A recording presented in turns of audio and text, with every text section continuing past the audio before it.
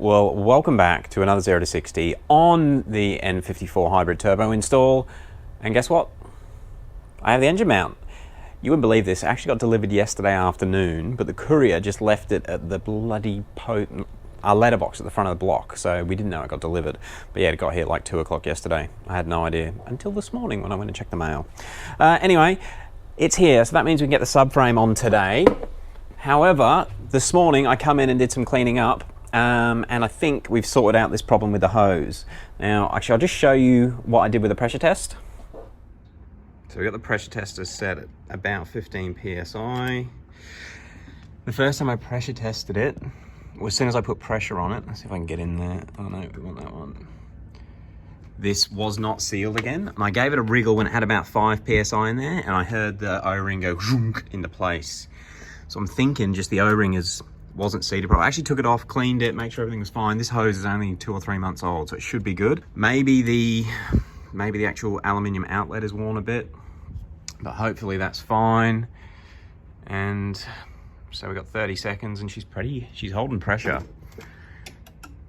Oh man, what a pain in the ass. So hopefully, once we get going properly, that's all gonna be fine. While it's got the pressure on it, I might just jack it up and we'll check that there's nothing coming out of any of the turbo lines. So I was worried that these rubber hoses might have been affected with me pulling on them and tugging on them when we were taking them out. But system's got 15 psi in it at the moment, and subject to no overheating, that should be about where the cooling system wants to sit. So those hoses are holding pressure. I really wanted to check that before I bolted everything back on, because if I had damaged those when I'd taken them off, that would have been pretty shit to change once I put more stuff back on.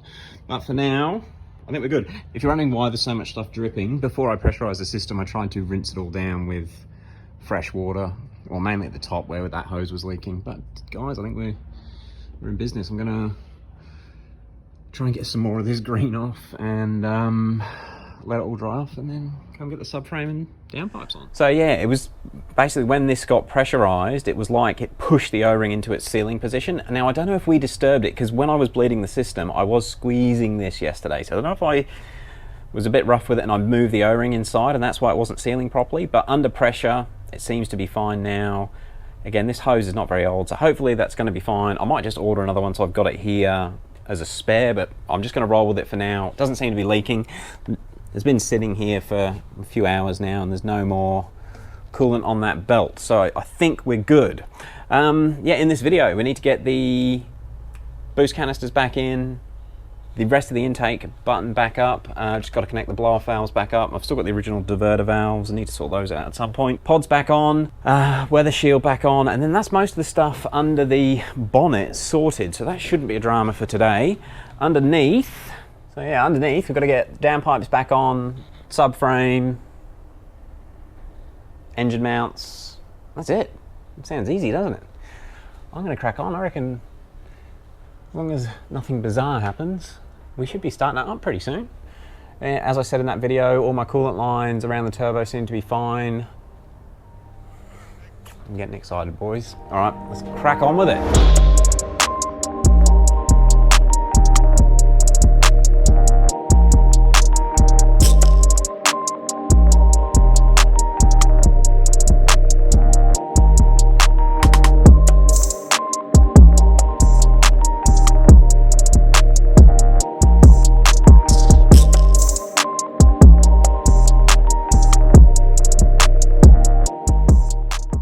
So downpipes are on, engine mount bracket is on. This is all pretty straightforward. Something, I don't know if it's because I've got this Miltech back section. When I first fitted the downpipes last year, it was a bitch to get these to seal. The other thing, I don't know if I'm just unlucky, but when I lined it up with the exhaust, it would actually hit the subframe. So I'm gonna put the subframe back up and just make sure it is all sweet before I clamp it onto the exhaust. Although it should be fine. I've pretty much moved everything as far away over that way as I can, so I don't think I'm going to have any clearance issues. They are clamped up at the moment, but yeah, just before I bolt it up to the exhaust, I will get the subframe back on, and I'm going to undo these rubber grommets, which made getting the subframe off a little bit more complicated. So I'll do that, and I might need Dave's help to get the subframe back on. So I wasn't filming because I didn't think I was going to go on, but I've managed to get the subframe over the steering rack. I'm going to lower it down, and I should be able to hold it in place on the ground and actually get the mounts in place. Whew. Surprised I did that without breaking anything. And I can't remember if I said, but yeah, undoing these extra rubber bits to give me some more flex and get it over made the difference. Right, so I thought about doing a bit of an update. Something I should mention, I didn't realise as I was sliding the subframe over the steering rack, I actually loosened the power steering lines. I only noticed because we'd dropped a couple of power steering drips, but I've tightened that up, and one of the main hard lines, I think it was this one, was just loose and dangling around, so it's just been cracked. I've never touched them before, so maybe they were loose, who knows, but have fixed that. Steering rack's mounted, heat shield's back on, and the subframe is actually done up, and I've got all of the bolts in the engine mounts, but they're not tight yet because the engine is still slightly raised up. From this point, I'm going to drop it back down. Actually, I've got all the little rubber mounts all connected, so all the lines are where they should be. I'm going to drop the car back down and then let the engine sit where it should sit. But I'm pretty confident that we'll be able to make that line up, and we should be good to bolt the downpipes up. And then it's just the bits in the engine bay. I think we should be right. Oh, I'm going to change oil as well.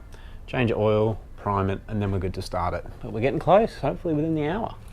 So I probably should apologise, but I haven't done an update in a while. We've just sort of been cracking on, and Dave's out smashing it out with me. But everything is on. Subframe, steering rack, everything's done up. There were no issues with this, no complications. The only thing was I forgot the 3 screws for this coolant pipe. I should have done that up while the subframe was still down, but I didn't get to it until the subframe was up, and it's a nightmare trying to get those screws in. So it took me 20 minutes to do 3 screws instead of 20 seconds. But aside from that, that's everything underneath. I think we can put the wheels back on, lower it down. That means it's getting close for its first startup. That means I'm getting nervous. All right, guys, let's drop it down and put those wheels on. Woo!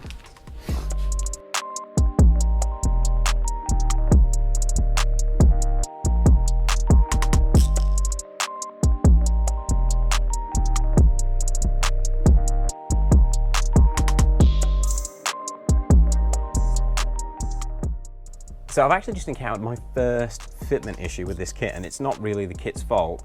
It's my fault for not having a decent dual cone intake system. These pods actually come on this car, but we ended up copying it on the other MHD car we play with. These are just standard, I think they're 3.5-inch pod filters. And when the car was stock, they fit perfectly. When I got port injection and it spaced the intake manifold out, they got tight, and we're really struggling for space. So with that one there, with the back one, it's only just into that back intake, and it's not a good fit. Like, it might come out. And the front one, there's really not enough room to run the front pod. I'm gonna try and do something bodgy. I'll probably just place it in there, but I'm gonna have to get a brand name dual cone intake for the N54, because these universal ones do not fit. Well, everything is, we might have been a bit excited with this, everything's sort of put back in. The only thing I'm not really happy with is how wedged in these filters are. And one thing I did do when I'm trying to cram these filters in, I've wiggled that hose and it's leaked coolant again. So I'm gonna have to do some of that O-ring, but I want to start it up now. You reckon start it up, Dave? Hurry up, come on. All right, where's me? Right, we've got to have the JB4 going, just so I can see any error codes. We did, you might have seen it in the time lapse, but we did prime the engine, well, not prime the engine, but turn the engine over with the starter button just before. All right.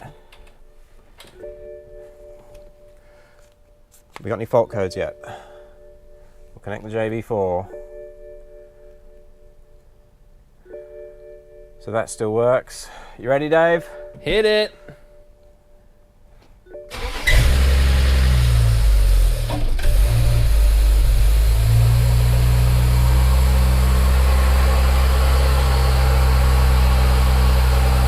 No error codes. Woo!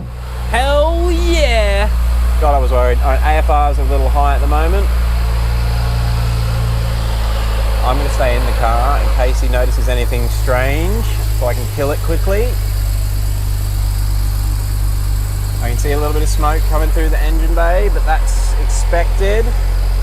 Is there any oil dripping on the floor?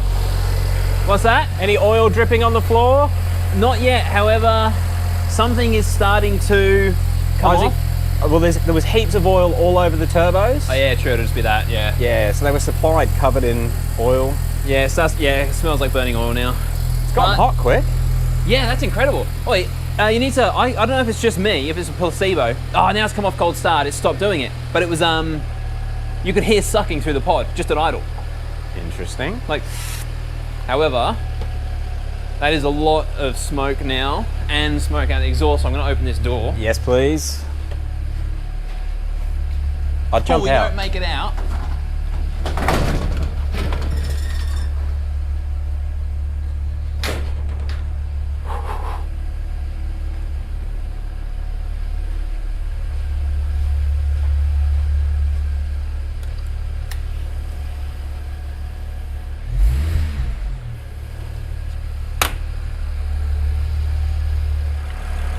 All right, so we didn't have any puddles of oil underneath.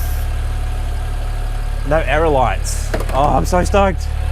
And that means we plugged everything back in. I'm happy that just everything, dude, everything was so tight. I'm happy that it hasn't just rattled and shaken and threw itself to bits. There is coolant down on that heat shield, which would have been spilt when I overfilled it yesterday. And actually I was splashing fresh water this morning trying to wash all the coolant away. But that's not peeing out. I think we just do a heat cycle and then we'll let it cool down and check everything. It's getting warm quickly. The bloody thermofan just kicked in. Huh. All the AFRs seem good. It's not doing anything funny. It sounds like it's running quite well. It did nearly stall after I started it, but Yeah. it's been doing that since it's been on the fully 85 tune in the cold weather, when it's got a slightly low battery. Yeah, that's what, I mean, it's been sat for over a week now, so with the battery disconnected and everything. And it's got new inlets, new turbos. Just because I did most of it, I was really expecting a few problems. But we're good. Fuel pressure's doing what they're supposed to be doing. Water temp's coming up. Might just check oil temp.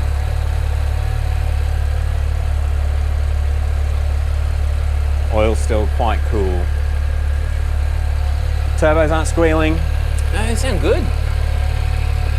It all sounds really good. It sounds like it did before. Oh man, I was worried.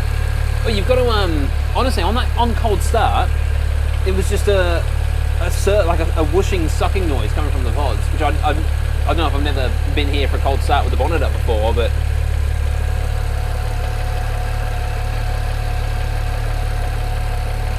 It was a big day today. Everything pretty much back on. Nothing's rubbing, is it? No.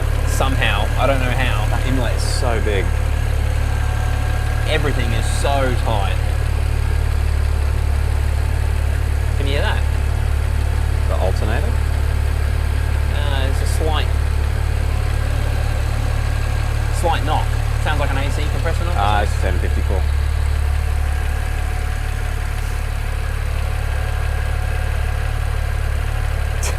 Don't want to know. Something beeping? No. No? Oh, hearing things. This is a particularly noisy engine.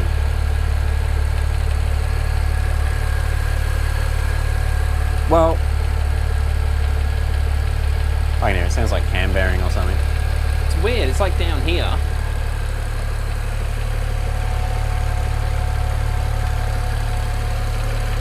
No, I think it's normal.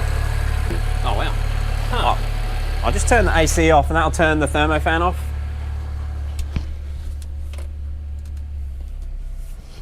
Which will help it come up on temperature a bit quicker.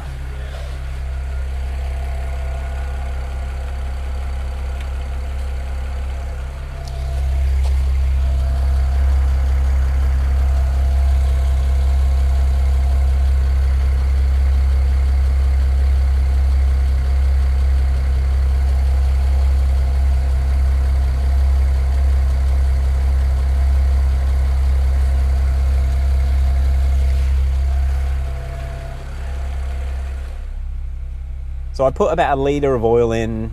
I haven't changed the oil yet. I'm going to run this for a couple of heat cycles and then put some fresh oil in before I really start beating on it. It just made more sense to run this oil first. But yeah, oil level is fine. Been running for a few minutes now.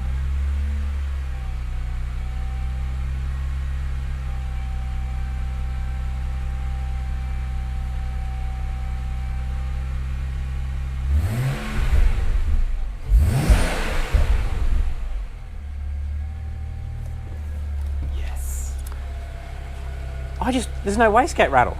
No. It's like a new car. Mine we go crrrr.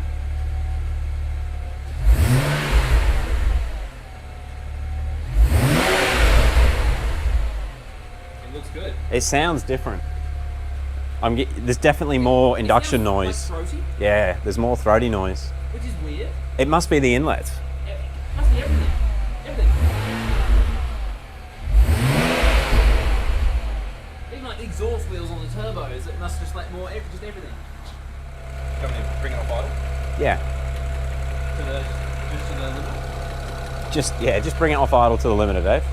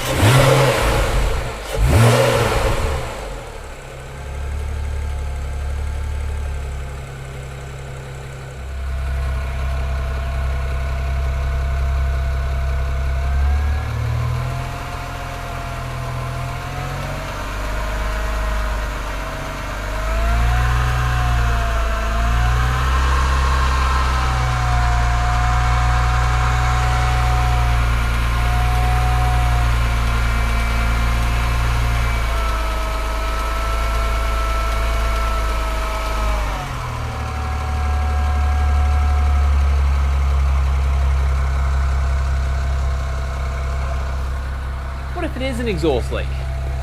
Oh, I'm not sure.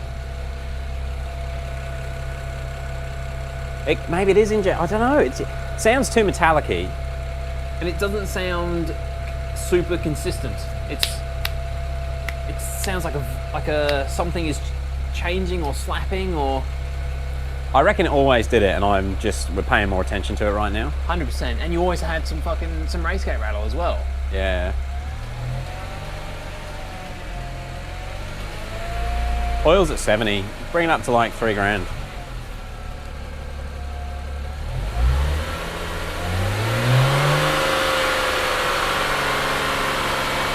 Quiet as. So that's at idle.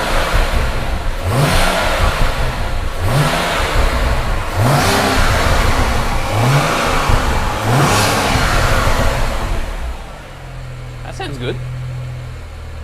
Sounds really good.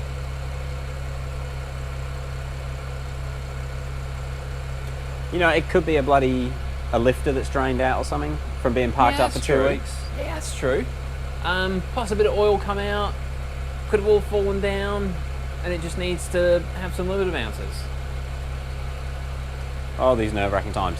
However, we're at 72 oil temp now. What did you rev it to then? On that last one, it just touched 4. Do you want to try and get it to boost? Boost? Well, like load it up in neutral. So we need launch control. Yeah. You ready? Yep.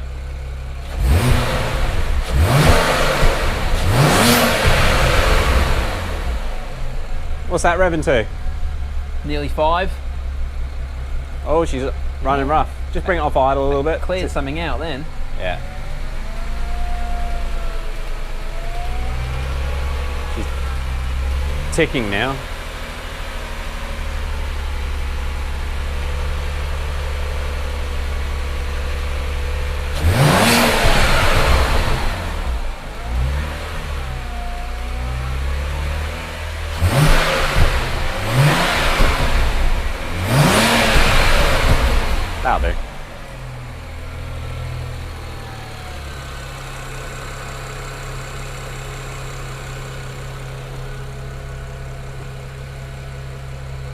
I think shut her off. Kill it.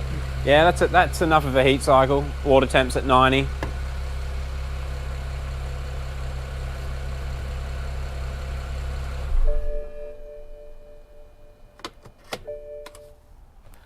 Well, it's first start. Thank you for your help. My pleasure. Although, I kind of just want to bolt the wheels on and take it out for a drive now. Well, it's pretty low on fuel. I don't want to gas it when it's under quarter of a tank, and it is at quarter of a tank. So we're going to go and get E85 tomorrow. Unfortunately, that's a 45-minute drive from here to get E85. So that'll be its first test drive, which we will bring you guys along for the run. Takeaways from today, putting it all back together was pretty simple, apart from me forgetting to do a few things and making the job take a little bit longer. No wastegate rattle. Yeah. They do not rattle, which is awesome.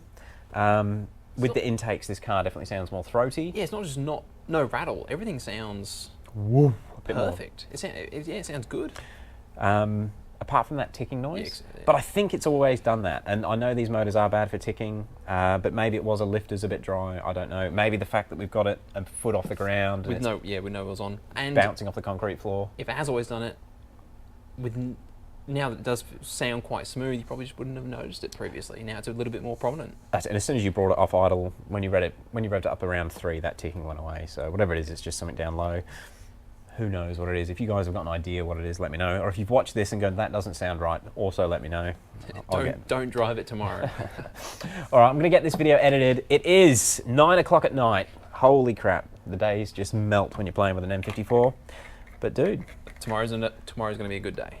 and there's no oil leaking out of the turbos. I'm kind of surprised that everything is working properly. No warning lights. Obviously, the big test will be actually moving under load and driving tomorrow. Let's see what these boost like tomorrow, I reckon. Yeah, definitely. And hopefully there's no issues, no breakdowns. Guys, everyone that's following along, thank you so much. It's awesome reading all the comments, all the tips. Even yesterday, getting all the information on the coolant, like, it's just wicked. We really, really appreciate it. And tomorrow, we're going to make some... we made some boosty noises tonight. Yeah, it sounded good. I like it already. Oh, man. I hope it's quick. Yeah, it's a race car now. You got to do some racing in this thing. I'm keen. All right, guys. Thank you very much for watching. We'll see you tomorrow. Peace.